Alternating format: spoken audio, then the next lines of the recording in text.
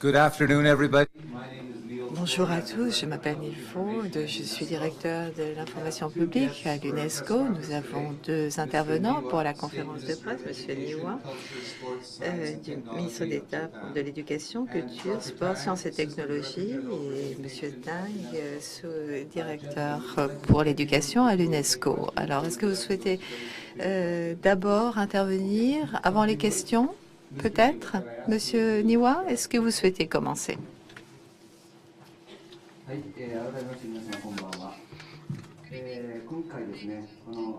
Merci et bonjour à tous.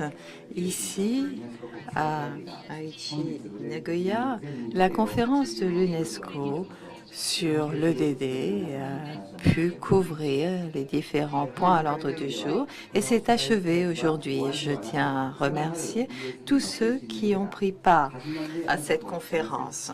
Cette conférence mondiale sur l'EDD ne constitue pas une fin mais un nouveau commencement. Nous avons adopté la déclaration d'Aichi Nagoya sur l'éducation au développement durable. Et tous les États membres de l'UNESCO ainsi que toutes les parties prenantes sont invités à prendre part aux activités EDD. 150 pays, territoires et 76 ministres ont pris part à la conférence mondiale ici. Je tiens à réaffirmer ma volonté de traiter des questions liées à l'EDD à l'avenir. Par ailleurs, nous avons aussi mis en place un prix UNESCO Japon qui récompensera avec une somme de 50 000 $ trois activités particulièrement utiles. Et cela nous permet ainsi de renouveler l'engagement du Japon envers l'EDD. À l'échelle internationale, nous décernerons ces prix. Pour l'EDD, le prix Japon UNESCO, et à l'échelle nationale, nous prendrons d'autres initiatives pour promouvoir encore l'EDD. Merci. Je donne la parole à M. Tang, sous-directeur général de l'UNESCO. Bonjour à tous. Très brièvement, je souhaiterais dire que après 2 années de travail tout à fait actif avec l'appui du pays hôte et des participants, à l'issue de ces 2 journées et demie, nous avons mené à bien nos travaux et je suis ravie. Donc, désormais, je peux me détendre un peu et je suis ravie que vous soyez là pour couvrir cet événement si important. Très bien. Vous avez maintenant la parole. Si vous souhaitei poser une question, veuillez vous présenter votre nom et le média que vous représentez. Madame Keiko Momi souhaiterait corriger quelque chose dans le communiqué de presse. En ce qui concerne le nombre de pays et de territoires qui ont pris part à la conférence et le nombre de participants, je souhaiterais corriger le communiqué de presse qui vous a été remis. Il y a 74 ministres, 148 pays qui ont pris part à cette conférence, c'est ce qui est dit dans le communiqué, mais il y avait 76 ministres en fait, et plus de 1000 personnes donc ont participé à cette conférence, participants venant de 148 pays et territoires. Bien écoutez, merci beaucoup. Je demanderai donc aux journalistes de prendre note de cette correction et de faire figurer les bons chiffres dans le rapport. Je crois que vous souhaitiez poser une question. Oui. Bonjour, je m'appelle Dimitri Weber, je viens du Brésil pour Globo, le journal. Je voulais vous demander, Monsieur Tang, s'il y a eu une proposition des pays d'Amérique latine afin d'inclure aussi un fonds pour financer le DD dans le monde dans la déclaration finale. Je ne vois pas en fait cette idée de financement reflétée dans la déclaration et j'aimerais savoir pourquoi elle n'a pas été reprise, cette idée, dans la déclaration. Je peux répondre tout de suite? Oui, très bien, merci. Bien, tout d'abord, merci pour votre question. La communauté internationale discute aujourd'hui de l'agenda post-2015 pour l'éducation et nous parlons aussi du financement pour cet agenda. Pour le moment, nous appuyons l'idée, en effet, pour ce qui est de l'esprit de la proposition, mais nous préférons attendre afin de mieux cerner l'ensemble du mécanisme international pour le financement de cet agenda. Dans ce cadre, nous serons prêts effectivement à considérer les différentes propositions, mais je pense qu'à ce stade, ce serait prématuré que de prendre un engagement ferme. Mais il est vrai qu'il est mentionné que nous déploierons des efforts dans ce sens. Une autre petite question. J'aimerais vous demander et demander au ministre, au cours de ces 3 derniers jours, nous avons beaucoup entendu parler de l'EDD. Moi, j'ai le sentiment que presque tout a trait à l'EDD.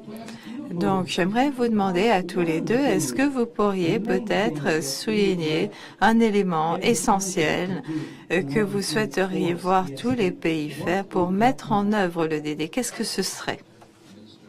Monsieur le ministre?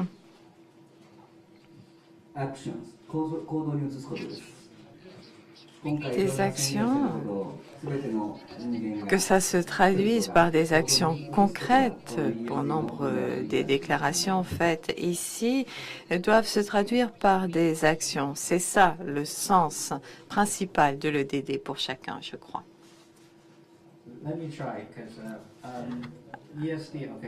L'EDD, aujourd'hui, lorsqu'on parle des grands défis dans le monde d'aujourd'hui, il s'agit essentiellement de la paix et du développement durable.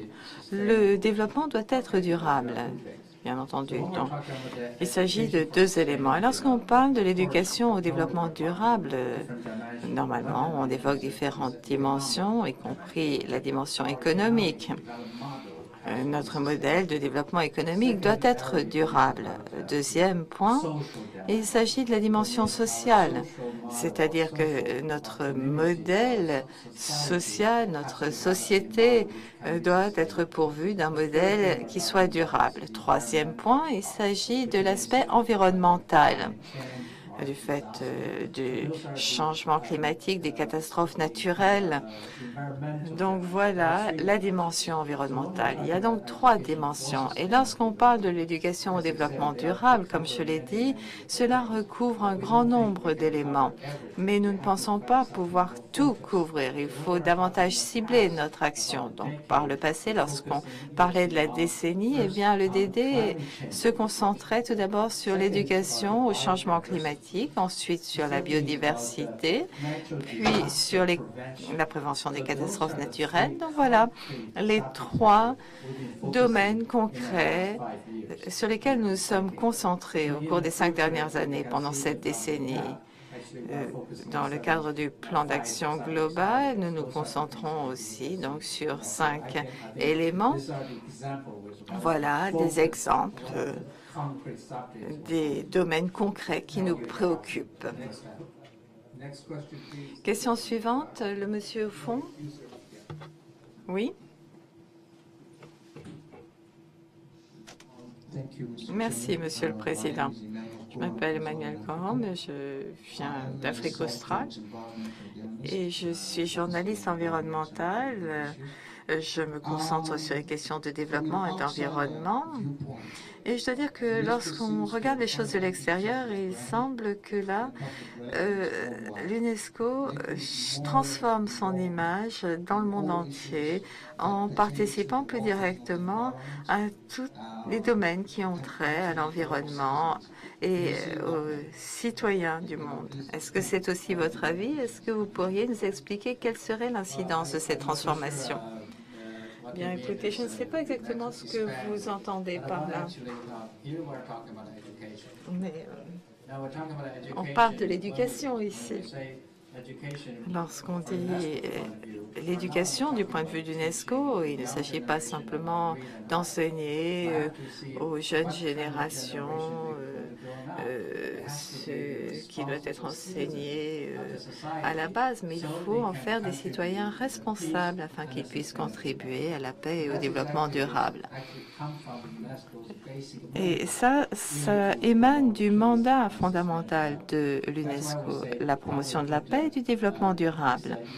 Et c'est pourquoi nous avons le DD et l'éducation à la citoyenneté mondiale. Ce sont les nouvelles priorités de l'UNESCO, car nous pensons que l'UNESCO est la seule agence des Nations Unies qui puisse jouer un rôle de chef de file dans ces deux domaines importants. At the back, please. Au fond de la salle, j'ai une question à l'intention de M. Niwa. Vous qui avez accueilli cette conférence, j'aimerais savoir quelle est votre évaluation de la conférence. Et par ailleurs, comme vous l'avez dit, vous vous attachez à promouvoir le DD au Japon. Et compte tenu de ce qui a été dit ici lors de cette conférence, quels seront les défis pour le DD au Japon? Et donc, après Okayama, Aichi, nous constatons qu'il y a de nombreux défis. Et au Japon, on ne reconnaît pas nécessairement l'importance de l'EDD et il faudra en discuter plus avant.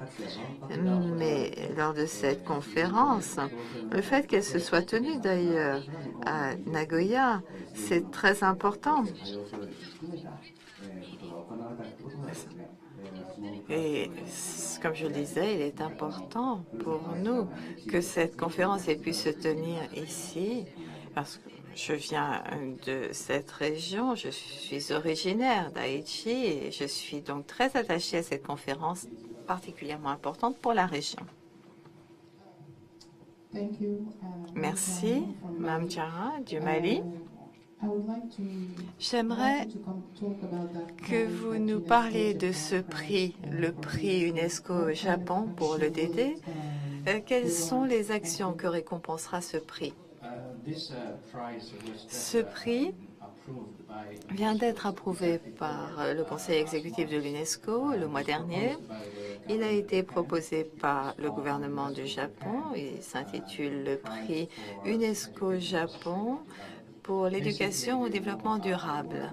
Et ce prix récompensera les organisations et les personnes qui contribuent véritablement à la promotion de l'EDD. Ce sont les personnes qui apportent une contribution, qui ont de nouvelles méthodes, ont de nouvelles idées sur la façon de promouvoir l'EDD et qui parviennent à mobiliser l'ensemble de la société, par exemple. Donc, nous espérons pouvoir utiliser ce prix pour récompenser ces personnes et ainsi instituer de bons exemples à suivre pour d'autres organisations, d'autres personnes qui pourront ainsi également mobiliser les efforts pour promouvoir le DD. Comme nous l'avons déjà dit, eh bien, chacun s'attache à promouvoir le DD, les gouvernements, les organisations et les personnes. Merci, Monsieur le ministre d'État Niwa. Ce prix va être attribué de la façon suivante. Il faut savoir qu'on a rajouté le Japon dans l'intitulé du prix. Nous en sommes ravis et cela permettra aussi d'encourager la communication avec le reste du monde et ça sera aussi un outil de promotion. Chacun en apprendra plus aussi sur les activités liées à l'EDD au Japon. Voilà l'idée qui sous-tend la mise en place de ce prix. 愛知県立半田高等学校から来ました新聞部の浅田です。ESG の10年が始まる前に Amina Sada, je travaille dans un lycée. Y a-t-il des changements ont-ils été constatés avant et après la décennie? Ah bon, vous me laissez répondre à la question difficile. Écoutez, ce matin, la même question m'a été posée par un journaliste. En fait, davantage de pays, davantage de gouvernements ont intégré le DD dans leur stratégie de développement national. Davantage de pays ont intégré le DD dans les programmes scolaires. Nous avons vu la société civile travailler davantage avec les gouvernements à promouvoir le DD. Et je ne sais pas si vous avez vu l'exposition dans le hall, mais on y voit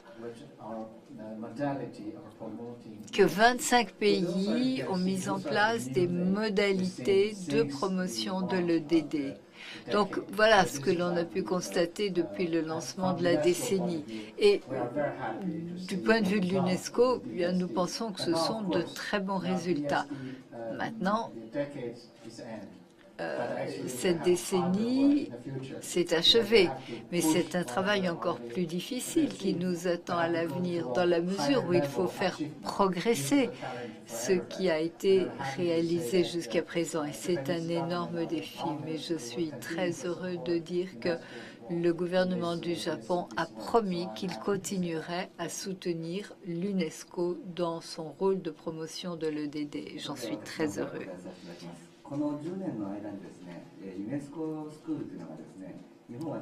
Je dirais qu'au cours des 10 dernières années, des écoles de l'UNESCO ont été créées. On est passé de 10 à 850 écoles de l'UNESCO en 10 ans. Pourquoi? Parce qu'au Japon, on a pris conscience de l'importance de l'EDD, que l'on fait beaucoup de choses pour mettre en œuvre l'EDD et que les enseignants ont acquis les connaissances et l'expérience qui leur permettent de dispenser une formation EDD. Et ce que j'espère, c'est qu'à l'avenir, ce genre d'activité va se développer encore au Japon. J'espère également que nous aurons des programmes scolaires au niveau du primaire et du secondaire qui intégreront l'EDD. Donc, je pense qu'il y a eu un développement de l'EDD au Japon et si nous nous projetons vers l'avenir, eh bien, j'espère que nous pourrons faire encore mieux. Il y a un certain temps que vous attendez pour poser votre question, monsieur. Je suis journaliste freelance et je travaille pour l'Association des villes et des régions d'Allemagne. J'ai également examiné d'autres projets au Canada, au Japon. J'ai regardé un petit peu aussi ce qui a été fait au niveau de l'ADPI et de l'ECOSOC. Vous avez ajouté pourquoi à quoi, mais qu'en est-il du comment? Au début, Kofi Annan a dit que la chose la plus difficile, c'était de rendre l'abstrait réel, tangible, visible, concret. J'ai vu le modèle de la planète Terre, mais pour moi, les véritables défis, ce sont les défis de changement d'échelle, le passage du local au national, au régional, etc. Et je pense à ce qui a été dit par les lauréats du prix Nobel. Il nous faut une nouvelle science, une nouvelle réflexion. Si je vois les différences qui existent entre l'Occident et l'Orient, je me demande vraiment comment nous pouvons partager des choses. J'attendais beaucoup de cette conférence. Il y a une publication scientifique de l'UNESCO qui date de 1972 où Pierre Rell, le maître de l'éducation,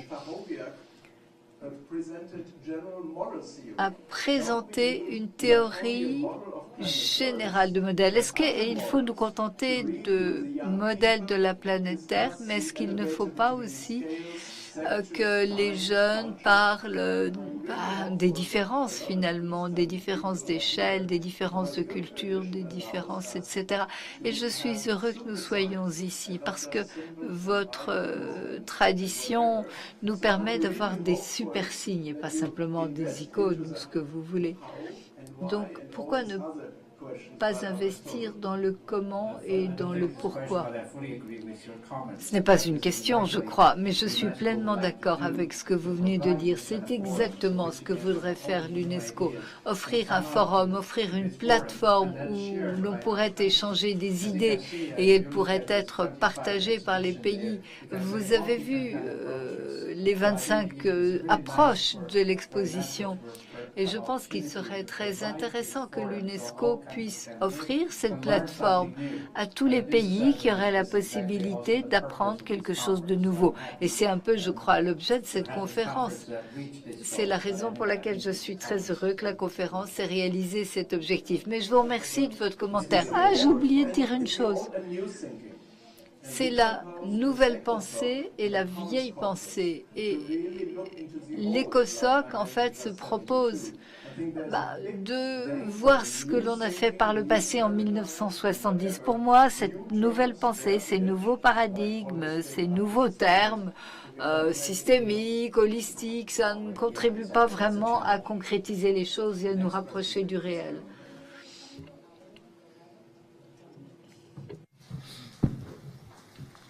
Buenas tardes, Alfredo Dillon.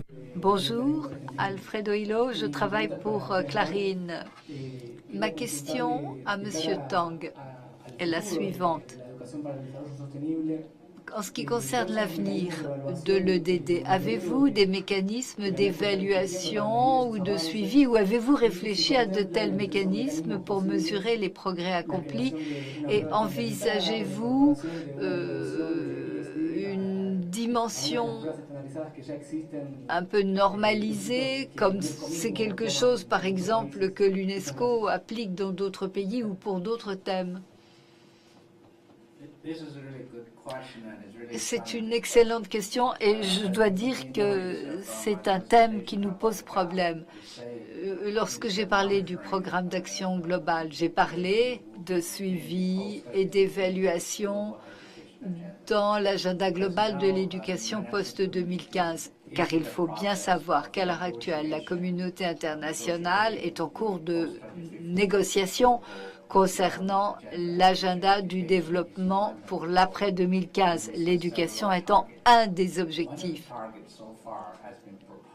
Alors, jusqu'à présent, on a proposé de faire quelque chose pour le DD. Au cours des 15 dernières années, l'UNESCO s'est vu confier la responsabilité d'assurer le suivi de l'EPT, l'éducation pour tous. Nous espérons que cette responsabilité va nous être confiée, celle du suivi de l'agenda de l'éducation pour l'après 2015, y compris pour le DD.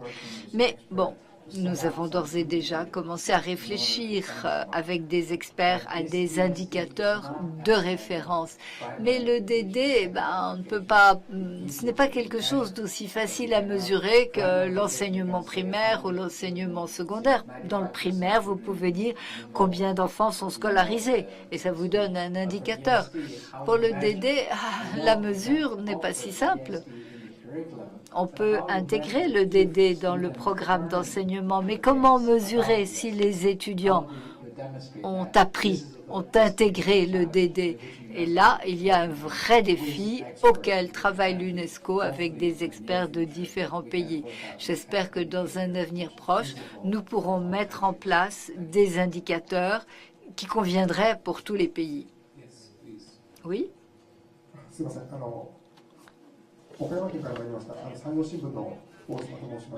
Je viens de la préfecture d'Okayama et je travaille pour le quotidien Esayo.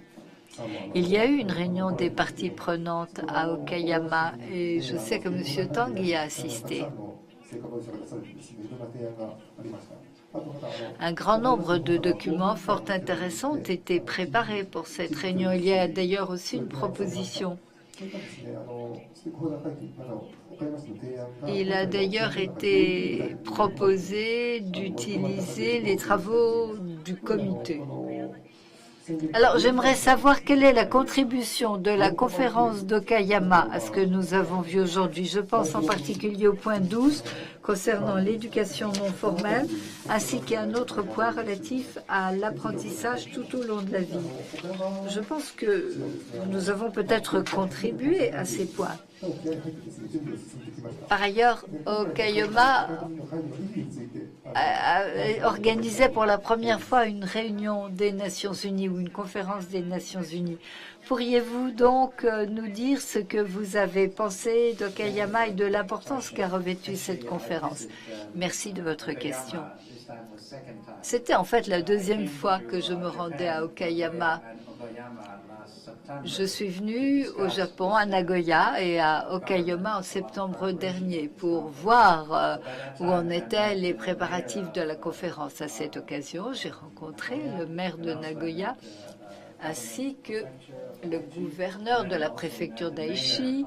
J'ai également rencontré le maire d'Okayama et j'ai eu l'occasion de me rendre dans les centres communautaires d'Okayama.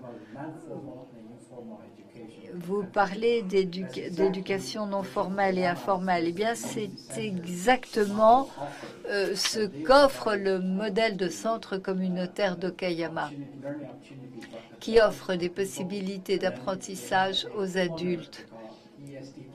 Et puis, ils ont un coin qu'ils appellent le coin EDD dans ce centre, ce qui offre aux adultes la possibilité de comprendre ce que le DD, parce que le DD, ce n'est pas simplement pour les jeunes. À notre avis, elle concerne la société tout entière. Donc, voilà ce que le modèle d'Okayama a à offrir et voilà quelle a été sa contribution à la déclaration. Je dois vous dire que l'UNESCO est très sensible à ce que fait Okayama. Nous apprécions énormément ce modèle et nous espérons pouvoir continuer à nous inspirer de ce modèle d'Okayama et d'autres centres communautaires japonais. Monsieur le ministre d'État, souhaitez-vous intervenir ou devons-nous passer à la question suivante? Merci infiniment. On vient de le dire. À Okayama, nous savons qu'il y a eu des discussions très actives parmi les élèves des lycées et jusqu'aux adultes. Nous nous sommes en particulier intéressés à l'apprentissage tout au long de la vie, qui concerne également les seniors, les personnes plus âgées, qui doivent avoir la possibilité d'apprendre s'ils le souhaitent. D'où l'importance des centres communautaires pour revitaliser les communautés locales. Ces centres communautaires sont très intéressants, très importants. Et ils doivent insuffler un dynamisme nouveau aux communautés. Merci. Oui, je vous redonne la parole. Merci, Monsieur le Président. Je vous ai dit que je venais d'Afrique australe. L'Afrique australe, c'est une région où l'enthousiasme en matière d'environnement est très fort, mais avec de faibles capacités, d'où le dilemme. Or, jamais dans les ateliers, on a parlé de cela. Bien sûr qu'on a parlé des médias, mais quand je vais rentrer en Afrique australe, mes collègues vont me demander si et de quelle façon l'UNESCO envisage de faire ce qu'elle a fait depuis 5 ans, c'est-à-dire renforcer les capacités des journalistes. Je viens de m'entretenir avec mon collègue du Kenya qui m'a dit qu'il y avait une crise dans ce domaine. On a parlé d'une terminologie qui est un peu technocratique et qui ne veut pas forcément dire grand-chose pour nous. Alors, est-ce qu'il existe à l'heure actuelle des programmes ou est-ce que vous envisagez des programmes à l'intention des médias des pays en développement? Au cours des 10 dernières années, nous avons mis en place des financements pour les pays en développement.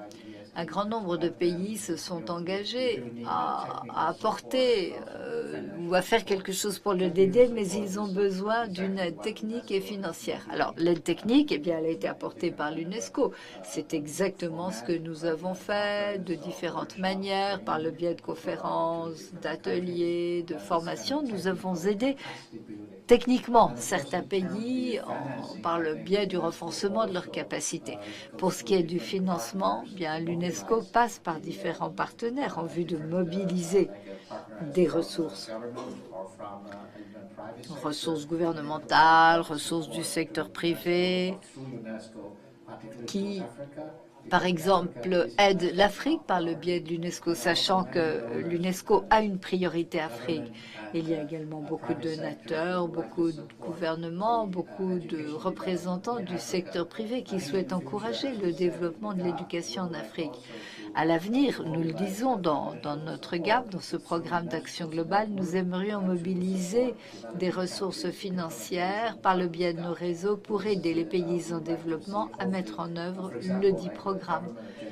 Le gouvernement du Japon, par exemple, s'est déjà engagé à continuer à aider l'UNESCO dans ce domaine et nous espérons être en mesure de mobiliser davantage de donateurs publics ou privés.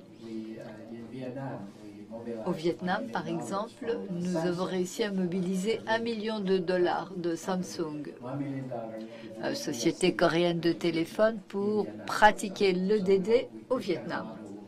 Et nous espérons que ce genre de modèle pourrait se reproduire et permettrait à différents donateurs d'appuyer les activités de ce genre dans les pays en développement. Est-ce qu'il y a quelqu'un qui n'aurait pas posé de questions et qui souhaiterait pouvoir le faire maintenant? 朝日新聞の記者でファンと申します。よろしくお願いします。ギャップにですね。Je m'appelle Fang, du journal Asahi, et les décisions en termes d'EDD, la décision de faire participer le secteur privé et la société civile, cela fait partie de la description qui a été faite du programme d'action globale. Et nous avons eu au Japon une discussion, une table ronde. Et j'aimerais savoir comment vous souhaitez favoriser la participation de la société civile au Japon. Maintenant, à l'intention de M. Tang, quel serait le meilleur moyen de faire participer la société civile? Voilà mes deux questions. Alors, pour ce qui est de ce plan d'action mondial, nous pensons que nous allons devoir accroître l'EDD, l'amener à un niveau supérieur. Et comme je l'ai dit, nous aurons ce prix mis en place pour promouvoir l'EDD. Et nous allons aussi accroître le fonds en dépôt auprès d'UNESCO pour développer les activités dans le monde à cet égard. Nous avons aussi au Japon l'école UNESCO, le programme réseau de l'UNESCO qui est très actif, et nous mettons en place un partenariat ainsi que d'autres écoles qui n'en font pas partie puissent prendre part aux activités EDD. Et comme l'a dit M. Tang, l'EDD, ce sera un processus de longue haleine. Ça ne va pas porter ses fruits en un an ou deux seulement, mais nous souhaitons avoir un système d'évaluation ici au Japon pour pouvoir opérer un suivi des progrès sur le plus long terme. Oui, en ce qui concerne la participation de la société civile, comme je l'ai dit au moment de présenter ce plan d'action global, nous avons dit que l'EDD, eh bien, chacun doit y prendre part. Chacun doit être mobilisé. Alors, évoquons deux niveaux. À l'échelle mondiale, l'UNESCO veut s'assurer que lorsqu'on parle de cet agenda pour l'avenir, la société civile doit être invitée et doit pouvoir se faire entendre, comme au sein de cette conférence. On a pu entendre la société civile clairement. Et par ailleurs, dans le cadre du débat mondial sur l'agenda post-2015, on s'est assuré que la société civile était représentée et entendue par les responsables gouvernementaux. À l'échelle des pays, vous savez que l'UNESCO agit en partenariat avec le ministère de l'Éducation dans chaque pays. C'est notre principal partenaire pour l'éducation. Et lorsque nous formulons des conseils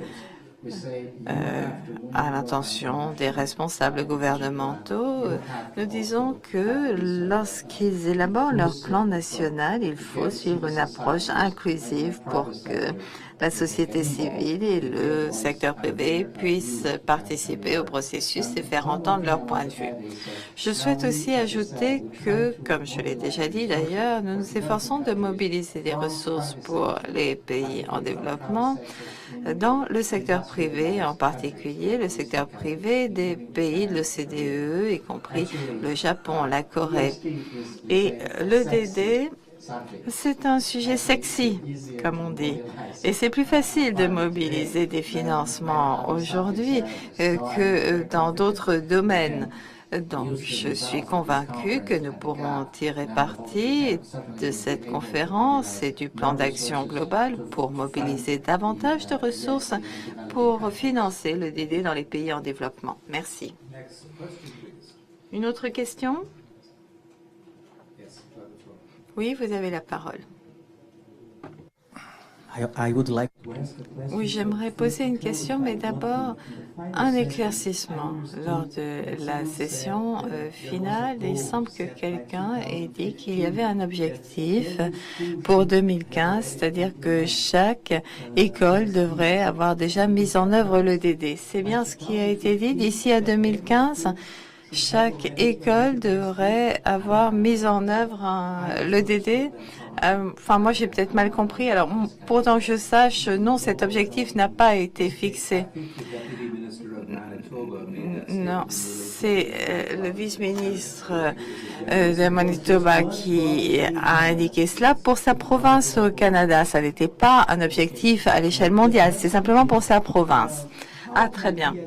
Et par ailleurs, comment est-ce que le DD pourrait aider les pays en développement à surmonter la pauvreté? Vaste question. Je serai bref néanmoins. Si l'on se penche sur les modèles, il y a plusieurs modèles qu'on a pu voir dans les expositions qui illustrent la situation dans les pays pauvres et disent, eh bien, il faut que nos enfants soient éduqués et pour cela, il faut comprendre aussi l'environnement, comment protéger l'environnement et comment parvenir à un développement durable et quels sont les modèles économiques qui devraient être utilisés. Et tout cela est lié aussi à la lutte contre la pauvreté.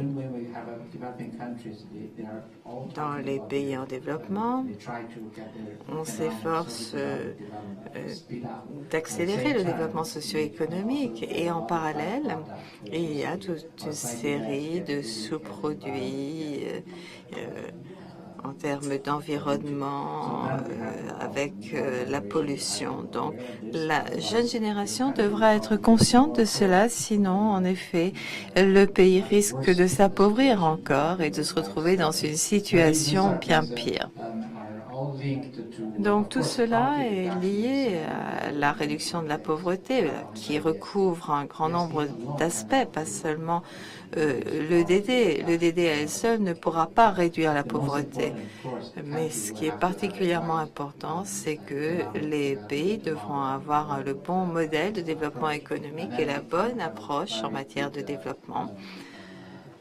Et ainsi, eh bien, ils pourront obtenir un bon développement économique, relever le niveau de vie de la population. Et ça ne sera pas le fruit de l'EDD à elle seule. Mais l'EDD peut aider les pays à éviter bon nombre de catastrophes à l'avenir.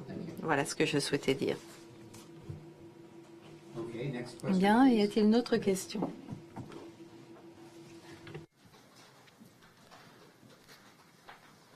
Just checking, we are... Je vérifie, de toute façon, nous n'avons plus de temps, véritablement. Donc, s'il n'y a pas d'autres questions, si une dernière, peut-être.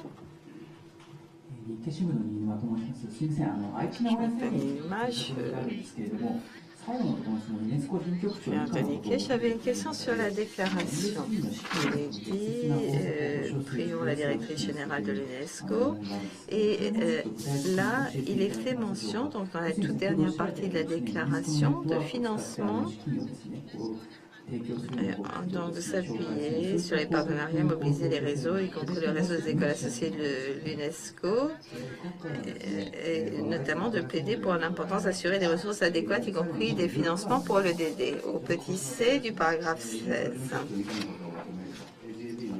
Oui. En effet, c'est ce qui est indiqué au paragraphe 16. Dans le petit A, eh bien, cela concerne pas seulement le Japon d'ailleurs, mais les différents États membres. Nous pensons que c'est important d'avoir un bon partenariat, une bonne alliance avec tous les pays, y compris les pays en développement, pour pouvoir justement favoriser le développement économique et le DD. Nous ne voulons pas utiliser le prix pour le DD simplement comme mesure d'incitation à adopter les bonnes pratiques, mais surtout nous souhaitons que, en effet, les efforts louables soient ainsi récompensés. Et ce financement pour le DD, nous pensons que c'est là un message très important, pour le Japon qui a justement mis en place ce prix. Y a-t-il une toute dernière question? Non? Bien écoutez, avant de déclarer que la conférence de presse est close, on nous a demandé à pouvoir prendre en photo les deux intervenants devant le logo. Donc, n'hésitez pas si vous souhaitez prendre cette photo.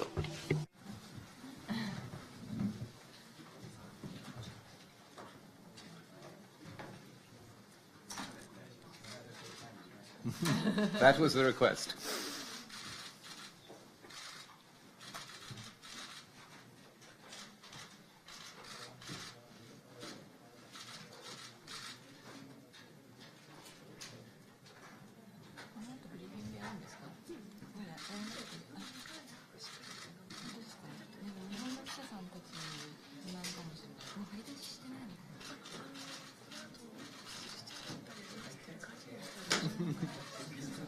All right. Thanks to our chief. Oh, chief guests, if you could just stay where you are. The video cameras at the back would like a clear shot of this picture as well. Yeah. You just have to be. Oui, vous allez être les vrais stars pendant encore quelques instants. On a besoin de prendre d'autres clichés.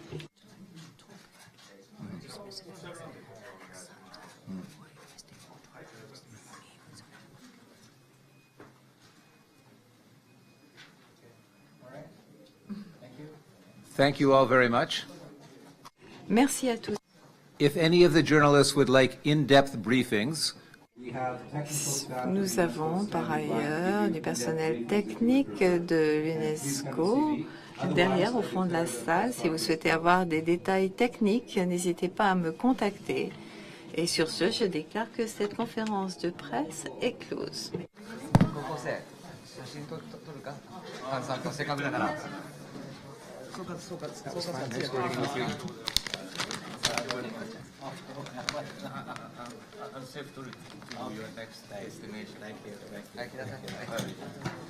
so I will. No, I got some. I've got it. I think that you should announce this work. It's not really the basic.